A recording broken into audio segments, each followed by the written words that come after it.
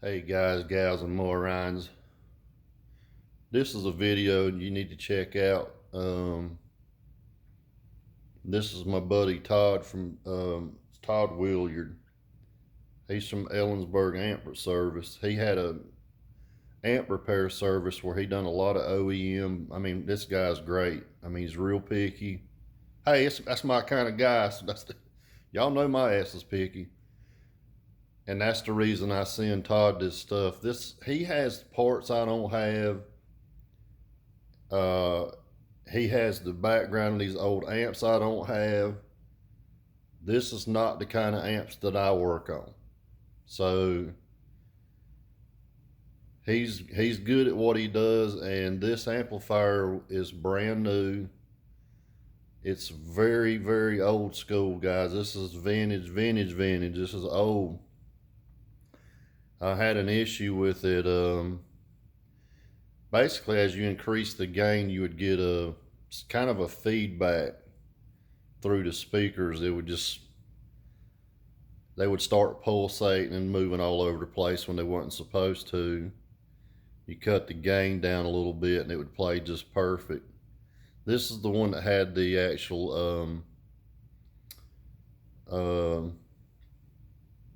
whatchamacallits in there, the indicators for the output. They're basically analog. It wasn't digital. It's analog indicators. So anyway, yeah, it has a nice fan and all in it. And this was the one that's called Chrome Black, the Volva Hog. I call it the Volva Hog. The one that was chrome and black. It was brand new.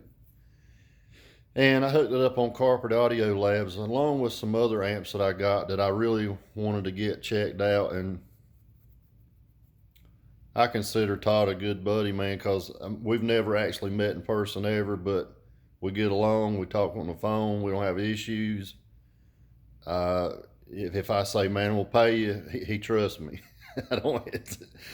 I'll send him something, and he knows it's for me, and I'll make him a note or whatever. But that's who does my stuff. It's up to him what he wants to do. But he's trying to get totally out of this. But in his spare time, he likes to tinker with these things, especially these older ones. It just brings back good memories for him, and just to see how things were done back then and stuff. I mean, these amps, some of them were back when we were probably in our high school days. You know what I mean? So go watch this video if you would like.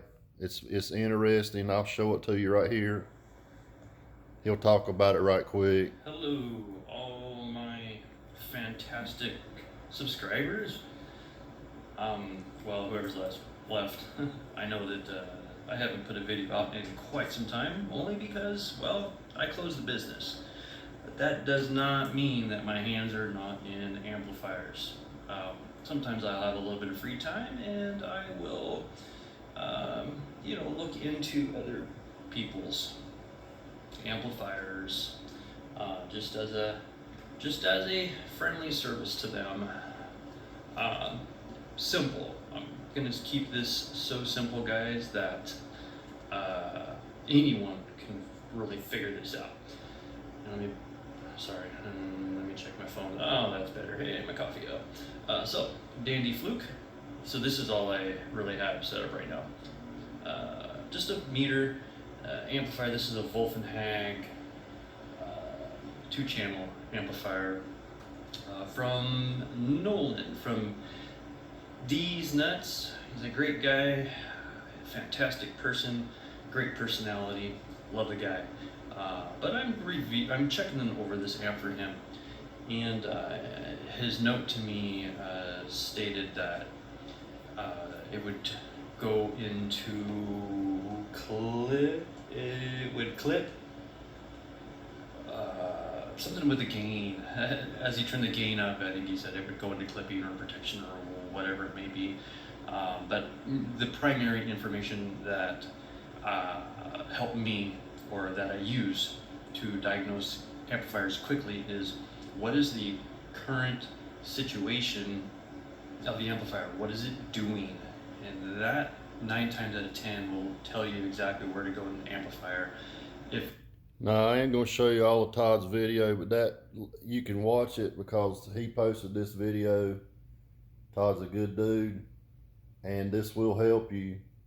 Like I said, I got so many guys, I don't have time to mess with them. Yeah, I pay Todd whatever he wants to do these things. There is basically no limit. If he says, man, this is what it is, that's what I pay.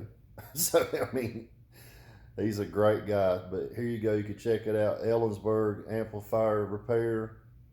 And it's going to say preamp short found at D's Nuts. We'll be happy. Absolutely. This amp was hard to find. There's another one out there. The lady basically wants too much for the amp. She's charging more in shipping than the actual amp costs. Actually, it's $5 less. And I told her, I said, ma'am, you're one state over. I will give you the money for the amp, but I'm not going to pay you twice the shipping cost. I mean, Jesus Christ, I could drive to where you live and pick it up and save me some money, but this is a great amp. Those UV meters are awesome. It's just a cool amp, hard to find, and you can tell this one's in excellent condition. I mean, Todd knows. He knows I'm not going to send him a bunch of shit or nothing. It's going to be right. But he's worked on this one for me, and he's got one already sent back. The Pioneer, the one that I damn goofed up, I'll show you what he did with that. I basically shorted the chassis to the housing, and there's a reason for that, is because the way the amp is made, you really need to insulate the screwdriver that you put the power on with, and it's so tight, man, that I was just goofing off one day and touched it. Like I said, I've done that twice in a month, and that was actually one of them. Not this amp. This amp plays fine until you start, giving her the beans a little bit, and then it starts acting silly, and I know he's the man to do it. This is the guy that does my tear amps bulletproofing. People want to know who did that. Todd, this guy right here. And his work, guys, when he takes something apart and puts it back together, it's going to look factory. You're not going to be able to tell he touched it. No. Hell no. His work is stellar. I wished he was still doing it, I understand why he's not doing it. He's got way bigger fish frying than amplifiers. But as friends, he does this for me, and I appreciate the hell out of it. He knows I do.